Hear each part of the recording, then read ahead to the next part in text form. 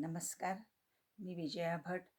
Renuka art निर्मित स्वर्गीय superstar Dharmendra यांना श्रद्धांजली देण्याच्या कार्यक्रमाअंतर्गत त्यांच्याच गीतांचे रसग्रहण या कार्यक्रमामध्ये मी एका त्यांच्या गीताचे रसग्रहण करणार आहे. धर्मेंद्र पंजाबमधील लुधियाना जिल्ह्यातील छोट्याशा गावचे.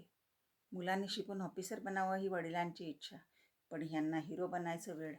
शाळेमध्ये बुट्टी मारून सिनेमा पाहत होते. वडिलांनी त्यामुळेच त्यांना घाईघाईमध्ये मॅट्रिक पास झाल्यानंतर रेल्वेमध्ये त्यांना नोकरी लावून दिली आणि 19व्या वर्षी त्यांचं लग्नही लावून दिलं. कारण त्यांना वाटलं की असं केल्याने हे ठिकाणावर येतील आणि ह्यांचं हिरोचं वेळ निघून जाईल. पण यांची मनापासून इच्छा होती की सिनेमामध्ये हिरोज बनायचं. पण एकदा त्यांना त्यांच्या जाहिरात त्यांच्या नजरेत पडली आणि त्यांनी ती जाहिरात होती की हिरोसाठी टॅलेंट हंटची स्पर्धा होती.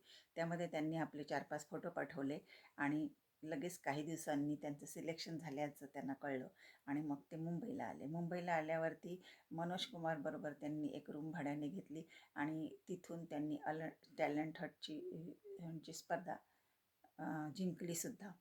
आणि त्यावेळी अर्जुन हिंगोरानी नावाच्या डायरेक्टरची त्यांच्यावर नजर पडली आणि त्यांनी त्यांचं टॅलेंट पाहून त्यांना डायरेक्ट दिल भी तेरा हम भी तेरे ह्या त्यांचा पहिला चित्रपट म्हणजे धर्मेंद्रचा हिरो म्हणून आणि त्यांनी हिरोचं काम दिलं.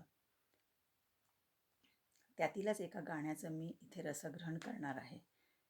त्यांनी त्यांच्या काळामध्ये सर्व हिरोईनबरोबर काम केलं आहे, परंतु त्यांची जोडी जमली ती हेमाजींबरोबर आणि ती जोडी हिट पण ठरली. त्यांचं त्याच्यामध्ये रोज भेटण्यामुळे त्यांच्यामध्ये प्रेम जमलं आणि शेवटी त्यांनी लग्नही केलं आणि ते जोडी हिट ठरली. पण या डॅशिंग हँडसम हिरोला मात्र एकही नॅशनल अवॉर्ड मिळाला नाही. हे दुर्दैव आहे. धर्मेंद्रना भावपूर्ण आदरांजली. आणि त्यांच्या पहिल्या चित्रपटातील गीताचे रसग्रहण मी करत आहे. ते गाणं खूप गाजलं.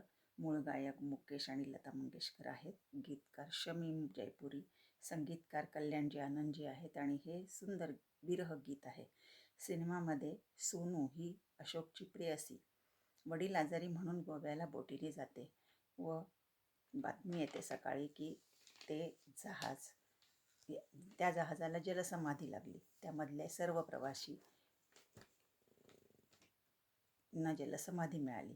ती बातमी ऐकून धर्मेंद्र दुखावतात, रडतात आणि त्यांना सोनूची हाक ऐकायला येते आणि त्यावेळेला रात्रीच्या नीरव शांतता आर्तसुरातील हे विरहगीत आपलंही हृदय पेवटून काढते.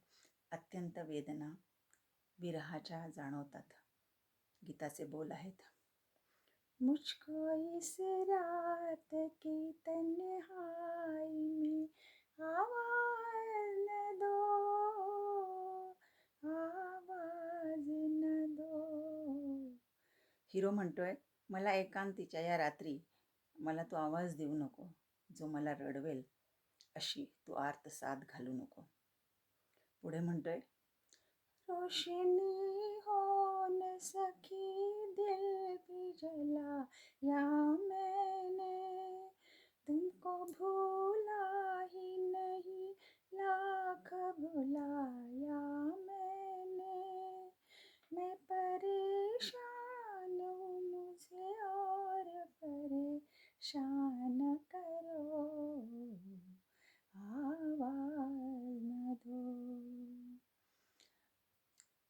तो म्हणतोय, उजेड झालाच नाही, मी जीवही जाळला पण नाही झाला उजेड, पण तुला विसरू नाही शकलो मी. खूप प्रयत्न केला मी आधीच परेशान झालो आहे, तू मला आवाज देऊन अजून परेशान करू नकोस. पुढे म्हणतोय, इस कदर जल्द किया मुझसे किनारा तुमने, छुप गए हो तो मुझे याद भी आया न करो, आवाज न दो. इस कदर जल्द किया मुझसे किनारा तुमने, कोई भटकेगा अकेला ये न सोचा तुमने, छुप गए हो तर मुझे याद भी आया ना करो, आवाज ना दो. तो म्हणतो, अशा तऱ्हेने बाजूला गेलीस लवकर, कोणी बहकेल एकटा हाही विचार नाही केलास. लपली आहेस तर माझ्या आठवणीतही येऊ नकोस. असे विनवतो आहे. असे हे विरहगीत आर्तस्वर मुकेशजीचे, लताजींचे व्याकुळ करतात. आपलेही हृदय पिळवटून काढतात आणि नकळत आपले डोळे पाझरतात. धर्मेंद्र कुमकुमचा सहज सुंदर अभिनयाची जोड, दोघांनी वेदनेचे सुंदर हावभाव प्रकट केले आहेत. त्यामुळे हे गीत सर्वांग सुंदर झालंय. ऐकून कान तृप्त होतात आणि त्यांच्या दुःखामध्ये नकळत आपणही सामील होतो. कुमकुमनेही हेच गीत गायलेलं आहे, लताजींच्या स्वरात आहे. आता याचा शेवट असा आहे की जहाज बुडालेल्या अपघातातून तिला कोळ्यांनी वाचवलेलं आहे, पण पायाला लागलेलं असल्यामुळे तिला चालताना त्रास होतो. म्हणून ती म्हणते की असं अपंग मी जाणार नाही अशोक समोर. म्हणून पण तरी ते कोळी आग्रह करतात आणि ऑपरेशनसाठी ते पुन्हा मुंबईला येतात. तिथे धर्मेंद्रने बॉक्सिंग स्पर्धेमध्ये भाग घेतलेला असतो आणि तो घायाळ झालेला असतो. पण त्याला जेव्हा सोनू समोर दिसते आणि ती जिवंत असल्याची खात्री पटते, ते कळताच त्याला अत्यानंद होतो आणि तो तेवढ्याच ताकदीने त्या बॉक्सरला हरवतो आणि ही स्पर्धाही जिंकतो. असा याचा गोड शेवट झालेला आहे. आणि असे हे अप्रतिम विरह गीत माझ्या अनेक आवडत्या गाण्यांमधलं एक आहे. Handsome dashing he man superstar धर्मेंद्रजींना माझी भावपूर्ण आदरांजली. धन्यवाद.